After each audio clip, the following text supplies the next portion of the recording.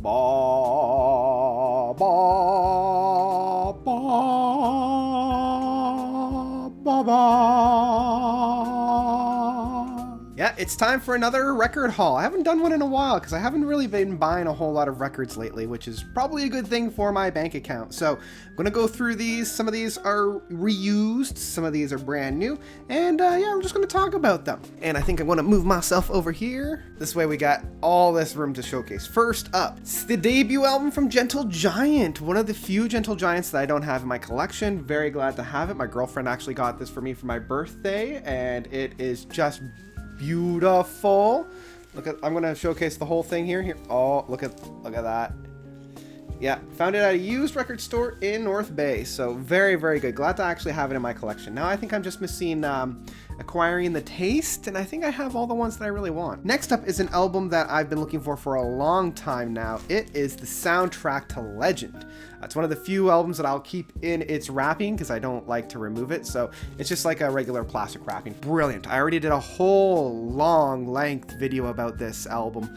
It's the Tangerine Dream version of the album, and it's got Love by the Sun. That's got John Anderson on it. It also has Brian Ferry's Is Your Love Strong Enough? That actually has David Gilmour on it. And Tangerine's Dreams score on this is just brilliant. I friggin' love this. It's one of my favorite soundtracks of all time. Next, now that Halloween is over, I figured it's time to start bringing in the Christmas with August Burns Red. They've done a couple of, maybe just the one, Christmas albums, and this one is Winter Wilderness. The first side on this album, Avalanche, Winter Wilderness, and It's the Most Beautiful Time of the Year. These three tracks are just stellar, and second one is alright. It's got the Home Alone theme on it. What Child Is This, Greensleeves, and Last Christmas. They're fine, but not quite as awesome as that first one. And it's white, kind of doing the whole Winter Wonderland thing. As with most August Burns Red, I love that artwork on there. Very pristine. Next up is actually an album donation. This is actually from a band that wants me to review the album, so once I get a chance, I'm going to actually review this. Don't worry, guys, I will get around to it. That's Green Desert Trees Progressive World, or I don't know if it's Progressive World's Green Desert Tree. I think it's that one. Anyway, it's a full double discer. I've listened to it a couple times. Really good stuff. I need to listen to it once or twice. Hopefully in November I'll get to this because it's really good stuff. Next up, this one kind of goes back to the live stream that I did a couple days ago, or last week, or a couple weeks ago actually. Miles Davis, Kind of Blue, my favorite Miles Davis record. I love just how nuanced it is, how smooth it is, and compared to his other stuff. I always call it smooth jazz, but I know it's not actually smooth jazz, but it's what I call it. Next up, I've got two albums from King Gizzard.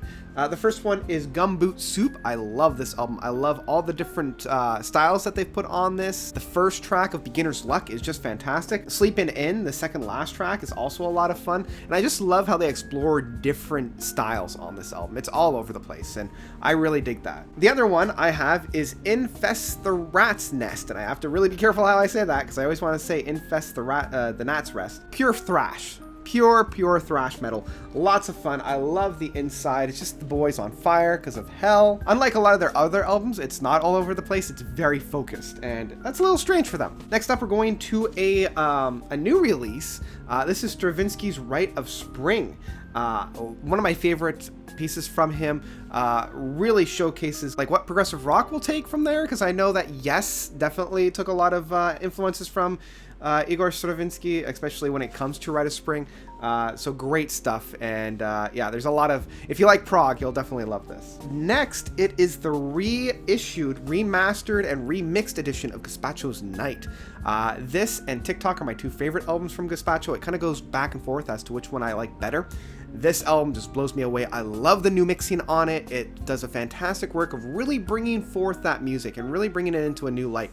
What they do with some of the standout tracks of like Massive Illusion and Upside Down, they hold off doing the whole big crescendos on some of those songs and then really hit it to you hard. And the artwork in there is just gorgeous. The usual stuff that the band does. Really, really great stuff. Really, really enjoy this work. Coming up to the final stuff, we have the new Opeth album of Incautum Venenum. Really, really like this. I got the English version, and I'm kind of kicking myself because I listened to the Swedish version a lot more. I actually prefer the Swedish version to the English version, but when I went to order it, that's what I got. So there's the back side of that, and I like the gatefold that we have within it with the big demon smile and the house. I was listening to this all throughout October. It's a very October, very Halloween-y kind of an album. Very dark. It's definitely becoming a favorite of mine. Leagues ahead of Sorceress. Not quite as good as Pale Communion though, but still really, really good. All right, the final two come from Tool. With these two albums, I've actually rounded off and finalized my Tool collection, unless they decide to release Fear Inoculum on vinyl, but that might not come for a little bit.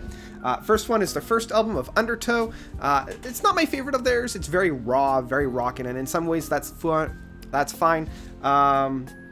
But yeah, I think it works better as a CD. It's one of those few albums that I think works better as a CD, just because that last track of Disgustipated, it kept counting up until it got to 69, which I can't help but love. I think that's a fantastic one. But it still has some really, really great tracks, such as Somber and Swamp Song, so yeah, I got Undertow. Finally, the last album I got was Enema. Again, this is another album that I'll keep in the plastic sleeve. It is a bootleg. It does skip just a hair when it gets onto 46 and 2. The pressing is not completely pristine, but it still sounds fantastic. And the entire work on vinyl works really, really well together. It doesn't have that whole like 3D thing that the CD packaging has, but it's still a really, really good time. And this rounds out my collection because I already had 10,000 Days and I already have Lateralis. So that's it. That's the whole kit and caboodle of this particular record haul. I was thinking about picking up a few other ones. Now that we're coming into the holiday season, I'll probably hold off until afterwards. So I think that'll do it for now. But what did you guys think? What are some of the albums that you've picked up within this stretch of time? What was your favorite album of the bunch? What was your most surprising album of the bunch? Let me know all of that by commenting down below. Thank you guys so much for watching. As always, you guys are definitely the best. And until next time, notes out.